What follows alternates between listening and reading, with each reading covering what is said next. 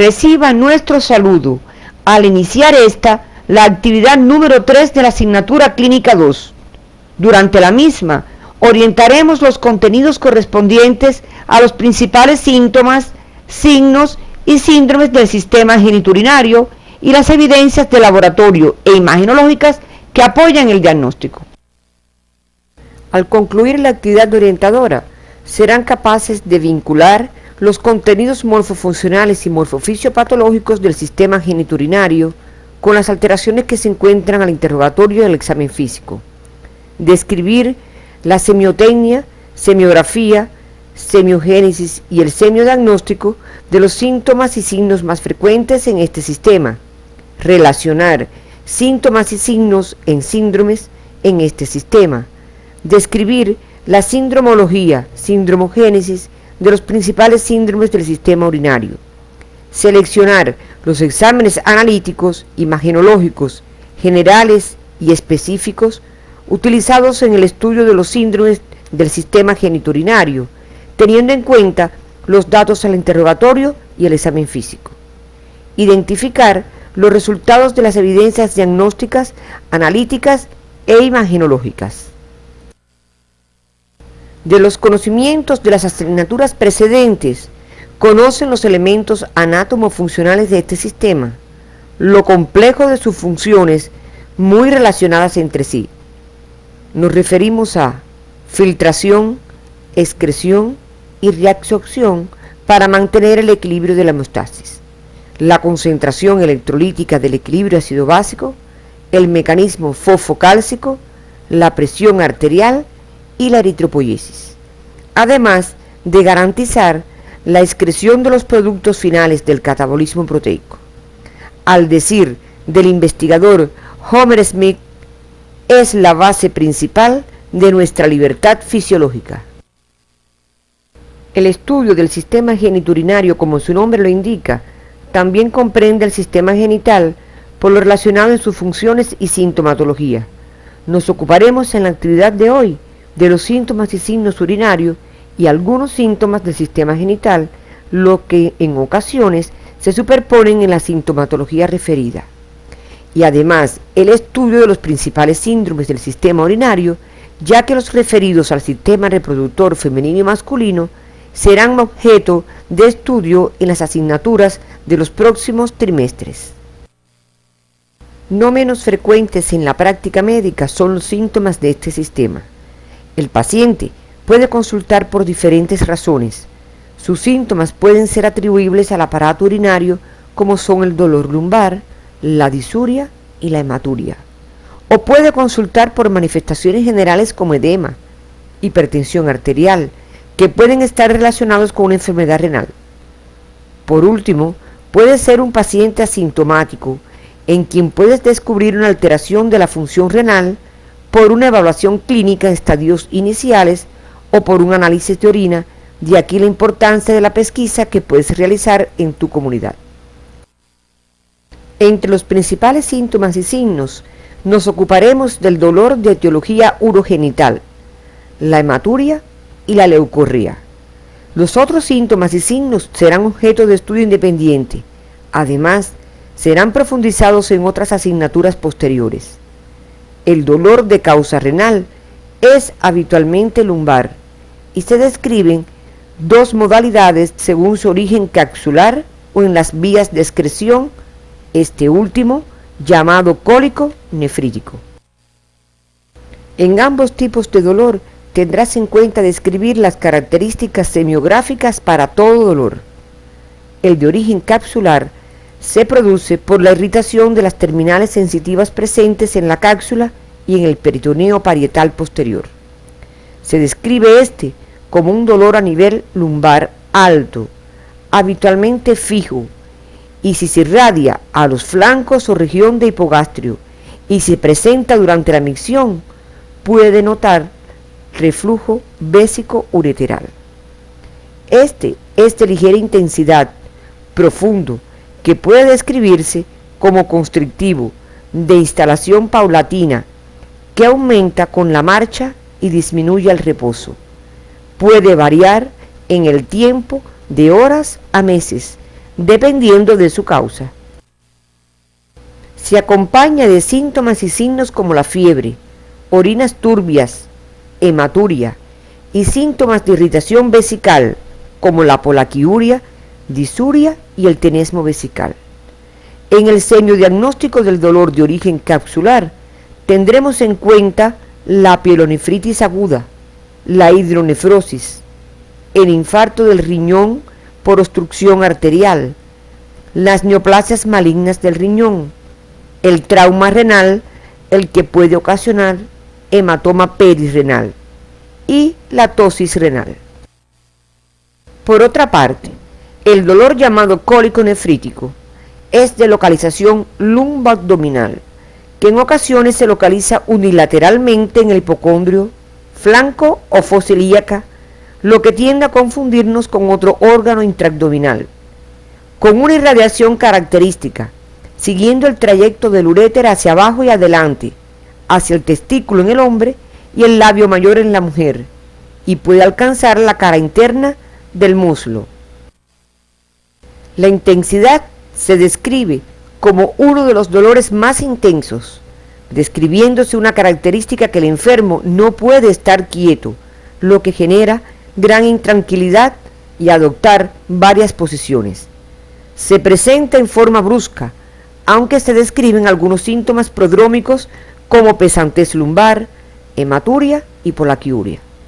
Es continuo, con paroxismo, a tipo cólico, con una duración de horas hasta días. Los síntomas acompañantes hacen un cortejo de síntomas digestivos, renales y generales, entre los cuales están la hematuria, la polaquiuria, anuria, tenesmo vesical, tenesmo rectal, náuseas, vómitos y hasta veces hilio paralítico. Los músculos paravertebrales pueden estar contraídos, condicionando una posición antálgica.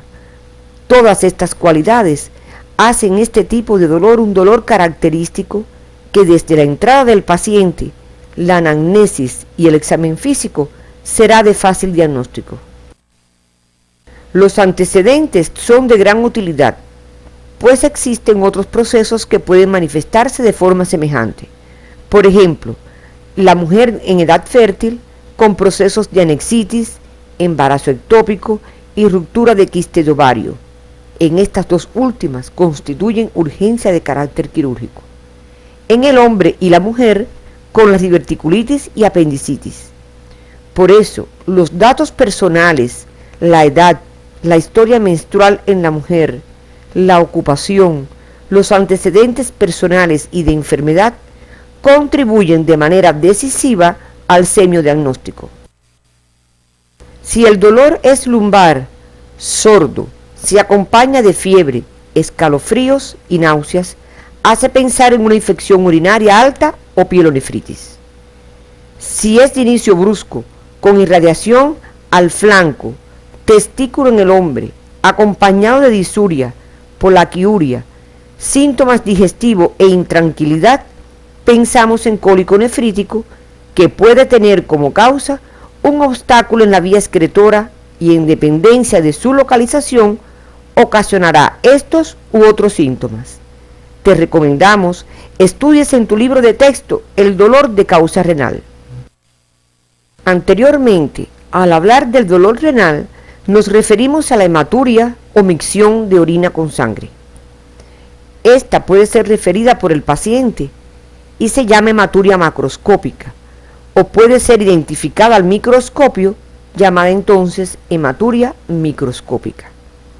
Cuando es identificada de forma macroscópica, causa ansiedad como todo sangramiento, pero puede ser confusión con las pseudohematurias, por presencia de sangre procedente del útero, o con hemoglobinurias, a lo que el médico tiene que proceder para diferenciarlas a través de los antecedentes, examen físico y exámenes diagnósticos. Un dato importante al interrogatorio que forma parte de la semiografía es el momento de la micción en que se produce la hematuria, lo que nos podrá orientar el punto que sangra. Es decir, Si la hematuria es al inicio de la micción, suele decirse que es proveniente de la uretra o la próstata. Si es al final de la micción, se dice que es terminal y puede originarse en la vejiga. Si por el contrario se produce en toda la micción, se habla de hematuria total, y aunque el sangramiento puede estar localizado en cualquier punto, suele ser de causa renal o ureteral. La semiogénesis de la hematuria está dada por lesión en una vía urinaria o por enfermedad general. La base patogénica la constituye la lesión de vasos capilares o arterias y en ocasiones por trastornos hemostáticos. Una clasificación semiológica de la hematuria que te puede ayudar en el interrogatorio es la siguiente. Por su intensidad puede ser macro o microscópica. Por su ritmo de eliminación puede ser recurrente o persistente. Por su origen glomerular, urológica u otra. En relación a la micción puede ser inicial, terminal o total. Las principales causas de hematuria son las litiasis pielocaliciales, ureteral, vesical o uretral. Los tumores del riñón. Se refiere que la hematuria puede ser la única queja de un paciente y puede constituir el aviso de un hipernefroma. Otras causas son los tumores de próstata y vejiga, tuberculosis del riñón, del uréter o de la vejiga, de origen renal, como ocurre en las enfermedades glomerulares, el infarto renal, trauma de riñón, riñones poliquísticos, entre otros.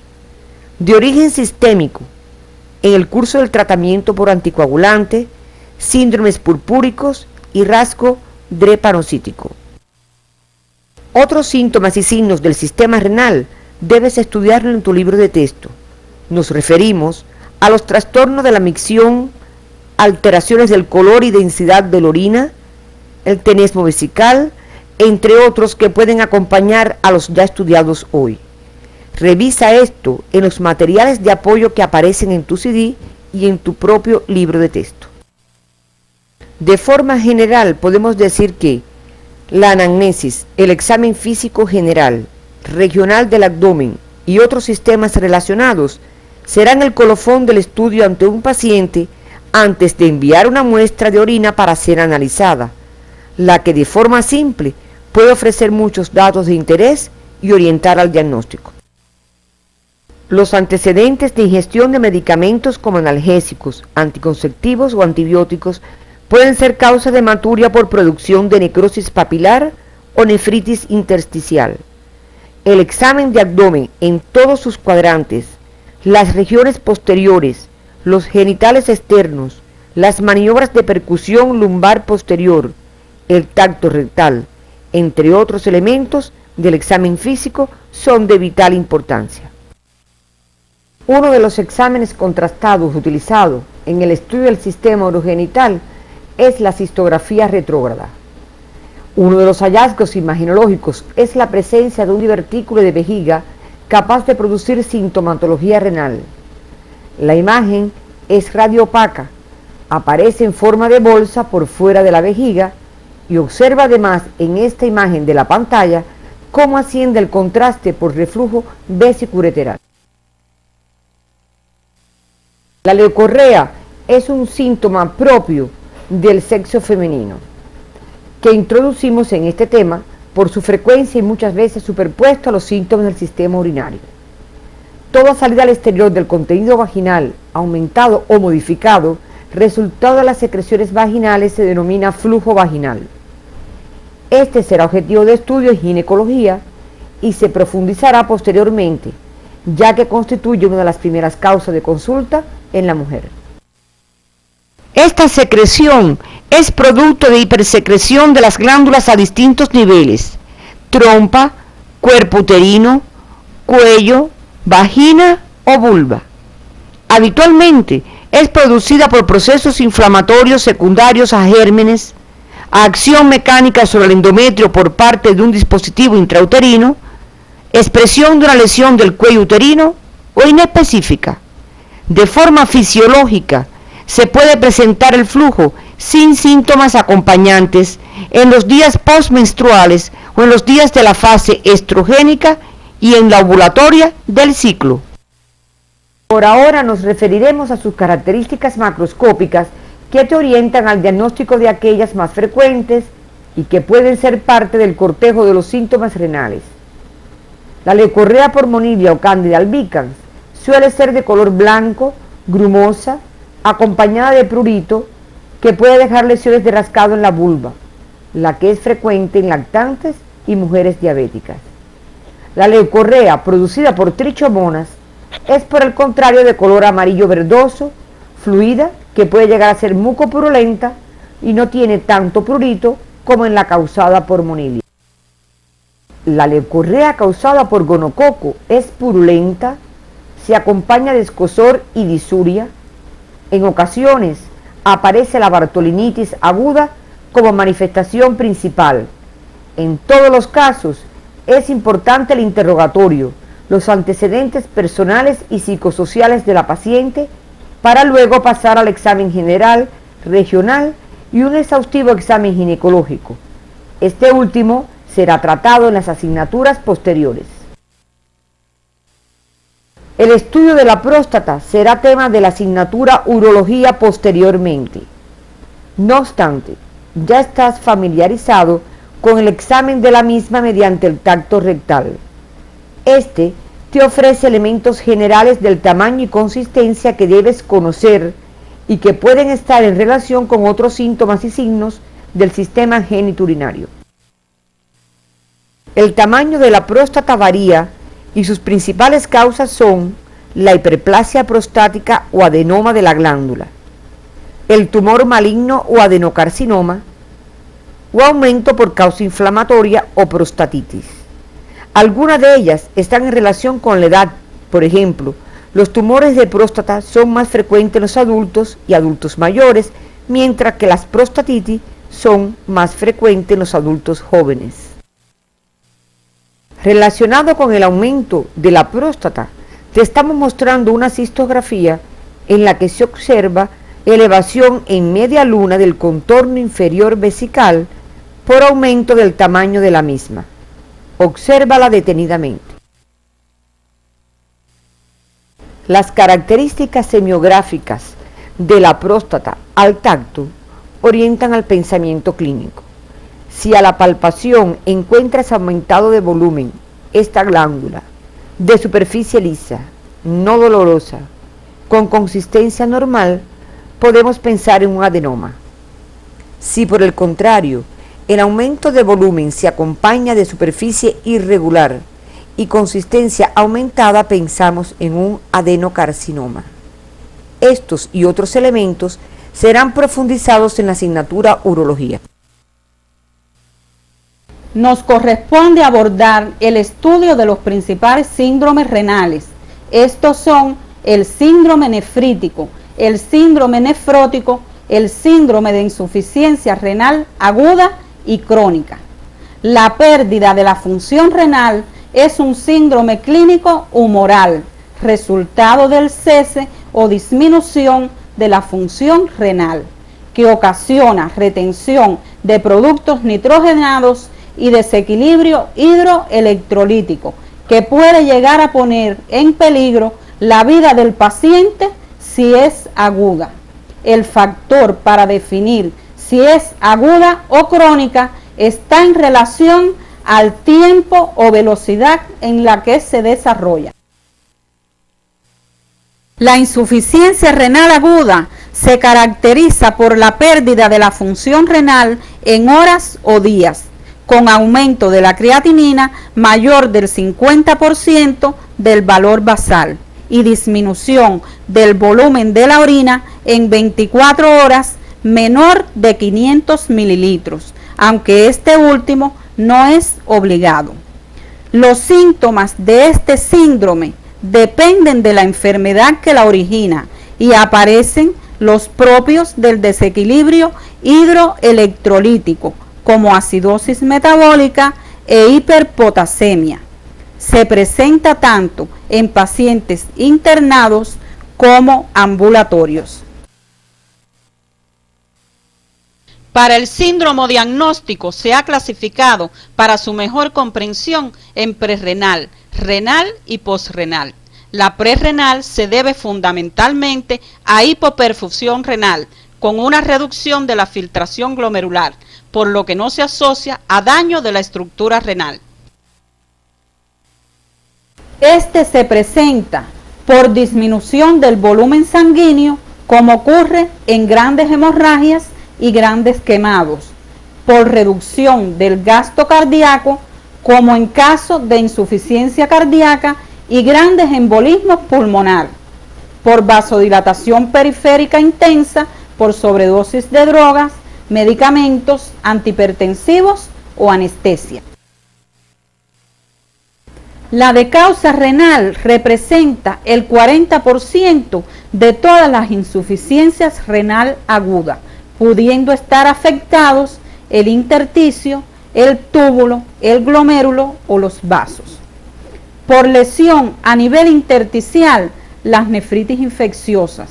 Por lesión tubular, en las necrosis tubular exógenas producidas por antibióticos como los aminoglucósidos, las sulfas, agentes anestésicos, diuréticos, insecticidas, metales pesados y hemólisis intravascular en reacciones posttransfusionales.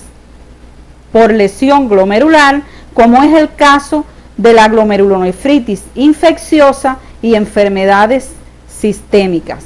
Por lesión de los vasos finos intrarrenales en procesos de coagulación intravascular y la toxemia del embarazo.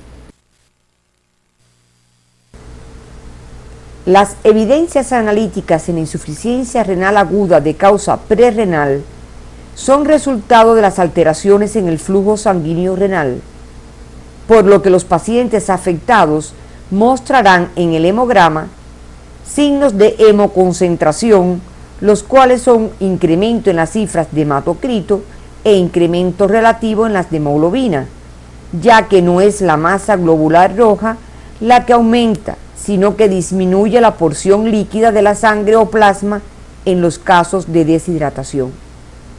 Si la insuficiencia prerrenal es causada por shock hipovolémico por pérdida sanguínea, los resultados del hemograma serían muy diferentes, pues ante la intensidad de dicha pérdida encontraríamos hemoglobina disminuida en correspondencia a la disminución del hematocrito. Si la insuficiencia prerrenal es por shock cardiogénico, encontraríamos policitemia, que se expresa como hemoglobina y hematocrito elevados.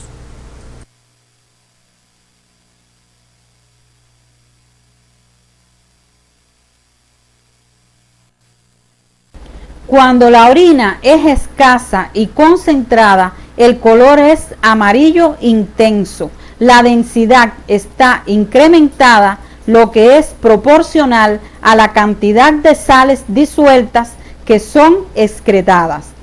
Los niveles de urea se elevan en primera instancia ostensiblemente, seguidos de los de creatinina. El estudio del sedimento urinario no reporta en este tipo de insuficiencia grandes evidencias, porque la función renal primariamente no es quien se afecta. En la insuficiencia de causa renal, el volumen urinario se encuentra disminuido, pero la densidad de la orina disminuye considerablemente porque el riñón pierde su capacidad de excretar sales. Los ácidos séricos, urea y creatinina se elevan considerablemente desde el inicio del síndrome. En el estudio del sedimento urinario, ya sea a través del conteo de la cituria o el conteo de Addis, se observa la presencia de cilindros hemáticos, sugiriendo la existencia de glomerulonefritis o vasculitis. Si se observan leucocitos eosinófilos, se debe sospechar nefritis intersticial aguda, y si se encuentran cilindros granulosos y leucocitarios acompañados de células epiteliales tubulares, el diagnóstico probable es la necrosis tubular aguda.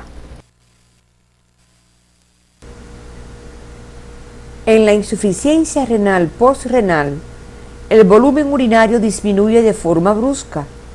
Los azoados en sangre se incrementan, pero no tan intensamente como en los dos tipos anteriores. El sedimento urinario revela la presencia de cilindros hemáticos. El diagnóstico positivo y etiológico de este tipo de insuficiencia lo efectúan los exámenes imagenológicos. La insuficiencia renal aguda postrenal es menos frecuente y se observa cuando el flujo urinario de ambos riñones se encuentra obstruido, como es el caso de cálculos ureterales o por compresión extrínseca. En todos los casos, te apoyarás en una anamnesis exhaustiva y el examen físico para luego seleccionar los exámenes complementarios que corroborarán el diagnóstico sindrómico. El síndrome de insuficiencia renal crónica se corresponde con la disminución lenta y progresiva de la función renal. El destino final es la elevación de los niveles de urea en sangre. Para esto, el daño renal debe ser en ambos riñones y su evolución progresiva. Su evolución se desarrolla en varias etapas, desde la subclínica hasta la fase final de uremia. Se identifica clínica y humoralmente por niveles de urea y creatinina elevadas, nicturia, hipertensión arterial, anemia y reducción del tamaño renal.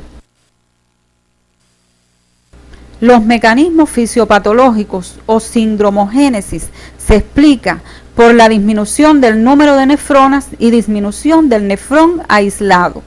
Es de destacar que el incremento de los niveles de creatinina anticipa al de la urea.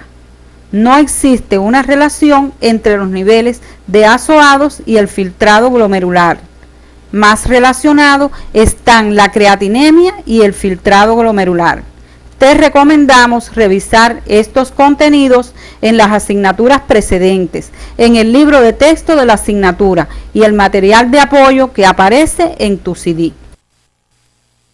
Estudios que han tenido como objetivo caracterizar estos pacientes reportan que la mayor parte tienen antecedentes de hipertensión arterial, diabetes mellitus o una glomerulopatía.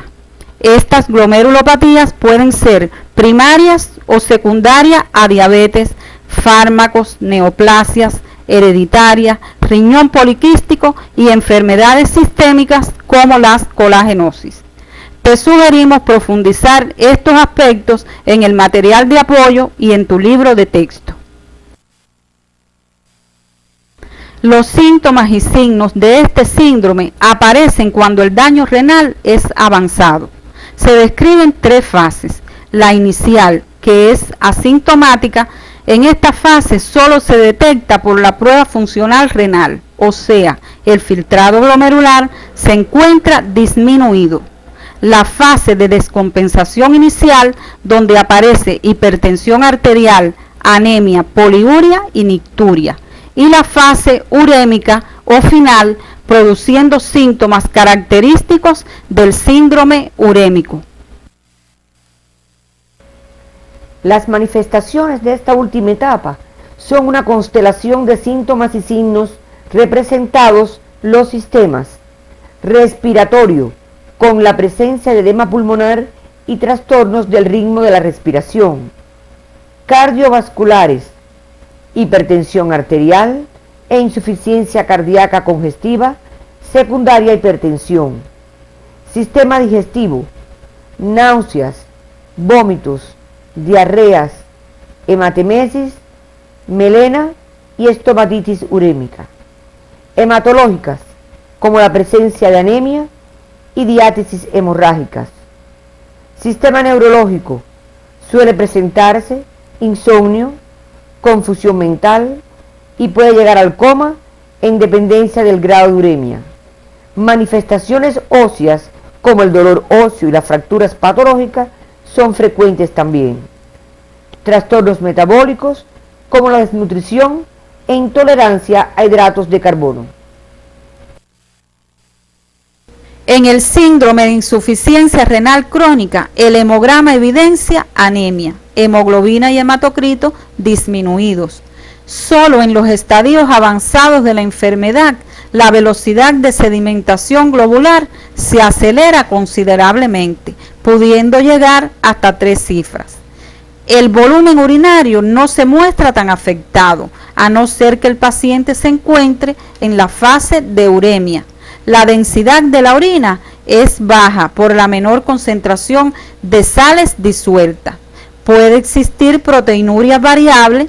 Si el daño es por una glomerulonefritis primaria, entonces observaremos en la cituria o en el conteo de Addis cilindros granulosos, céreos y hemáticos. La cuantificación de urea, creatinina y ácido úrico se incrementa, siendo la de creatinina la más ostensible. Otros estudios que se indican en este síndrome y ponen de manifiesto la etiología que lo genera son la determinación de anticuerpos antinucleares que resultan positivos en las enfermedades autoinmunes como el lupus eritematoso sistémico, que causa glomerulonefritis crónica y por ende insuficiencia renal crónica. La determinación de anticuerpos antimembrana basal glomerular que se ponen de manifiesto en el síndrome de Goodpasture. La determinación de anticuerpos anticitoplasmáticos de los neutrófilos, los que son positivos en un tipo de glomerulonefritis necrotizante progresiva. La cuantificación del TASO resulta positiva cuando la glomerulonefritis es post-estreptocóxica. En el filtrado glomerular, frecuentemente se observa por debajo de 80 mililitros por minuto en 24 horas. Por último, estudiaremos el síndrome nefrótico, caracterizado por proteinuria masiva mayor de 3,5 gramos en 24 horas, hipoproteinemia de menos de 2,5 gramos por litro, edema e hiperlipemia. La presencia de estos hallazgos tienen una explicación fisiopatológica relacionada con la permeabilidad glomerular aumentada, la que debes revisar en tu libro de texto. Este síndrome es provocado por múltiples procesos clínicos, los que tienen como base una glomerulopatía. La etiología del síndrome lo clasifica en síndrome nefrótico primario o idiopático, cuando no hay enfermedad de base responsable del daño. En este caso, se encuentra daño mínimo glomerular o enfermedad de las células epiteliales del glomérulo. Cuando la enfermedad del glomérulo está asociada a otras como la diabetes, colagenosis como el lupus eritematoso sistémico, infección por VIH, linfomas, carcinomas, fármacos, infecciones, se denomina síndrome nefrótico secundario. Debes revisar este contenido en tu libro de texto. Como ya expresamos, es un síndrome clínico humoral, por lo que los exámenes diagnósticos de laboratorio son de vital importancia, no solo para el diagnóstico, sino para la evolución del síndrome. En el hemograma observamos cifras de hemoglobina y hematocrito disminuidos. La densidad urinaria se encuentra aumentada. La proteinuria caracteriza y define el síndrome. La cantidad de proteínas excretadas es de 3,5 gramos o más en un periodo de 24 horas. La orina se observa con abundante espuma debido a la proteinuria. En la cituria existe proteinuria marcada, cilindros hialinos granulosos y grasos. En las fases finales de la enfermedad puede observarse cilindros serios. En el sedimento urinario también se observan lípidos en forma de gotas llamados lipoides birrefringentes, los cuales deben observarse con el microscopio de luz polarizada. Estudios bioquímicos que resultan evidencias diagnósticas en este síndrome son proteínas totales disminuidas considerablemente, al igual que las fracciones de albúmina como de globulinas. En la electroforesis de proteínas se observa un patrón característico, donde existe disminución de las zonas de albúmina y gamma globulina y aumento de las alfa globulinas. Este incremento de la zona alfa corresponde con la hipercolesterolemia a expensas de LDL e hipertrigliceridemia por VLDL que se produce en el síndrome a consecuencia de la marcada proteinuria. Para el estudio del síndrome nefrítico te recomendamos la bibliografía básica y el material de apoyo que aparece en tu CD. Todos los síntomas, signos y síndromes estudiados pueden ser de aparición en pacientes ambulatorios, algunos secundarios o complicaciones de otras enfermedades, por lo que debes tener presente para ir a su pesquisa.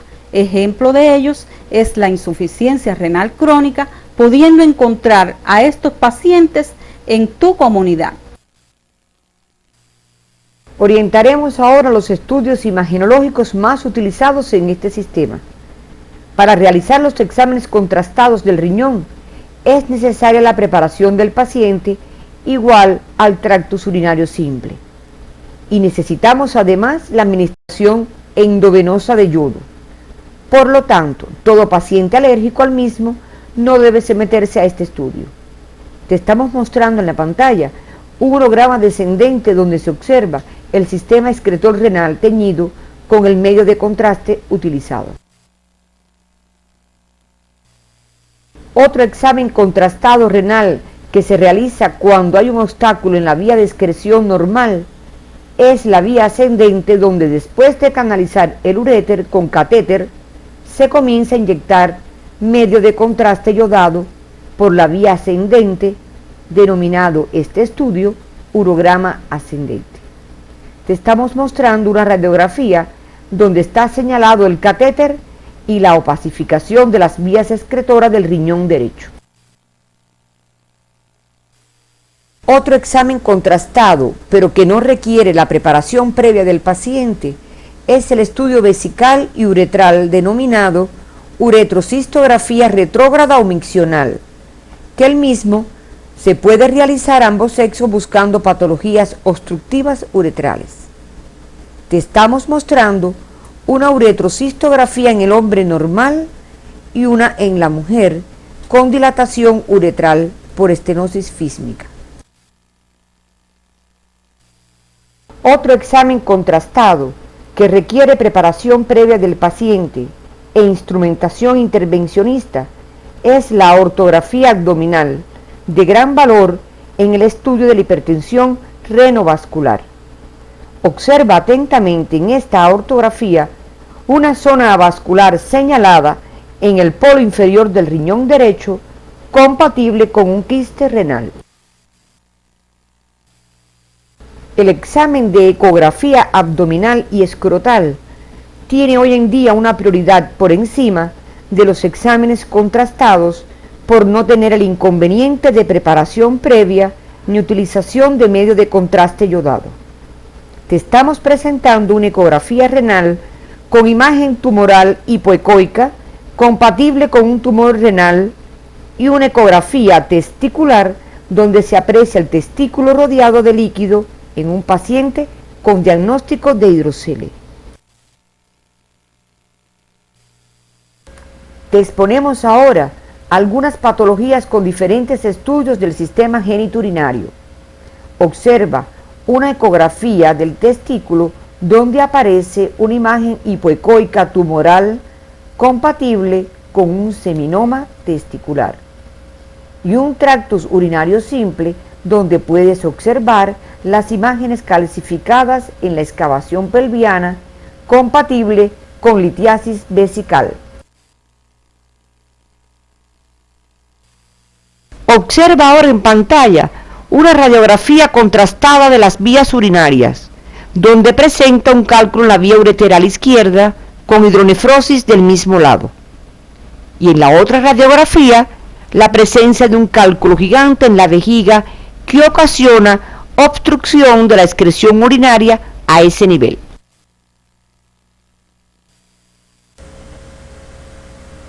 En este otro corte de la tomografía axial computarizada, se observa una disminución de la masa renal en ambos riñones, lo que puede encontrarse en caso de síndrome de insuficiencia renal crónica. En este otro corte de tomografía axial computarizada, aprecien la atrofia renal bilateral que acompaña también al mismo paciente anterior. La imagen que están observando se corresponde con una estenosis uretral vista a través del examen contrastado cistografía retrógrada. Esta estenosis puede ocasionar sintomatología renal y un síndrome de insuficiencia renal. Al finalizar la actividad, podemos arribar a las siguientes conclusiones. El dolor de localización lumbar alto de origen renal tiene características semiológicas distintivas, el que puede acompañarse de síntomas renales como disuria y hematuria, otros síntomas generales y de otros sistemas. La hematuria obedece a múltiples causas renales y su semiografía nos orienta a precisar el lugar del sangramiento en el tracto urinario. La hipertensión arterial y los edemas acompañan a síndromes renales que evolucionan a la cronicidad. El síndrome de insuficiencia renal crónica puede cursar silenciosamente, por ello es importante conocer su etiología y síndromes asociados para ir a su pesquisa clínica y humoral. Las evidencias de laboratorio clínico, partiendo del examen de orina, hemograma, determinación de azoados y otras bioquímicas, contribuyen de manera decisiva en el diagnóstico de síndromes renales y su evolución. Los estudios imagenológicos simples, contrastados y otros específicos e invasivos permiten corroborar el diagnóstico sindrómico y determinar la etiología en la mayoría de los síndromes renales. Como parte de la evolución de algunos síndromes de causa renal, se encuentran los del desequilibrio hidroelectrolítico, que son responsables de la gravedad o conllevar a la muerte de un paciente con enfermedad renal. Su detección o diagnóstico es clínico o moral, lo que requiere de una destreza en identificar tempranamente sus manifestaciones para seleccionar la conducta adecuada. Este será el objetivo de la próxima actividad orientadora.